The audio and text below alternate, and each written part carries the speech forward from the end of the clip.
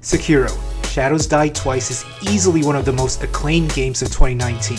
There are many commentators that say it's a potential game of the year. Sekiro is also made by From Software, developers of Demon's Souls, the Dark Souls series, and Bloodborne, which are all games that I loved. With all this in mind, I couldn't wait to get my hands on Sekiro. However, after finally beating the final boss, I was actually kind of mixed on the whole game, which was something that I didn't expect. Now, before I go any further, I will be discussing some of the bosses that you'll encounter throughout the game. If you haven't played the game yet and don't want to know anything about it, then consider this your one and only spoiler warning. So what did I like about Sekiro? Well, first and foremost, the combat system is fantastic.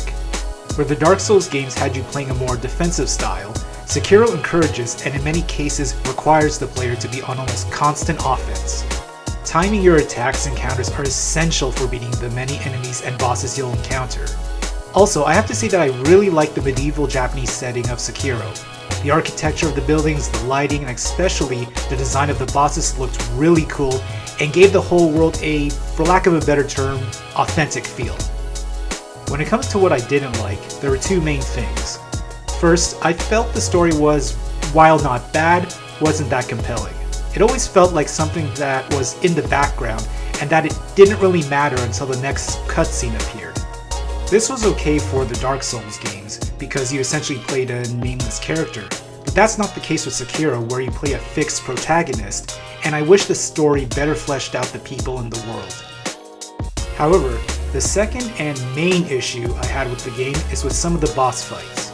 Now I should emphasize that the majority of boss fights were well done and gave a great feeling of satisfaction after defeating them. However, there were a few bosses that frankly were more frustrating rather than challenging. I know, I'm sure most of you will say, get good, and eventually I did, otherwise I wouldn't have finished the game. For me, two bosses epitomized this frustration I had. First was the fight against Genichiro at Ashina Castle, which took me a couple of days to beat. And the second was the final boss fight against Ishin, the Sword Saint, which took me close to a week to finally beat. Having my ass repeatedly handed to me by these two bosses was a very frustrating experience. Yes, I know, you need to learn their patterns to effectively defeat them, and eventually I did. But maybe it's just the fact that I'm getting older, but I just don't have the time to be spending days on just trying to beat two bosses.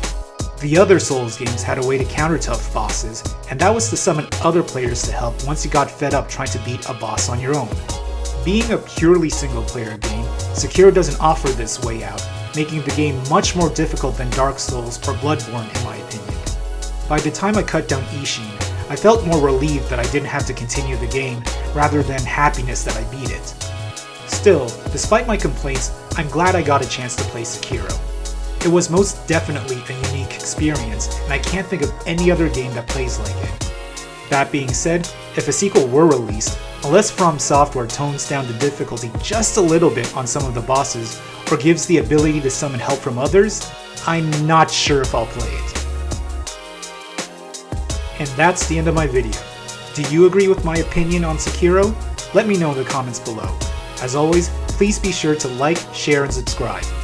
I'm also on Instagram, Twitter, and Tumblr, and you can find the links to those accounts in the description below. Until next time, this is Jason from Force Hammer Gaming, signing off.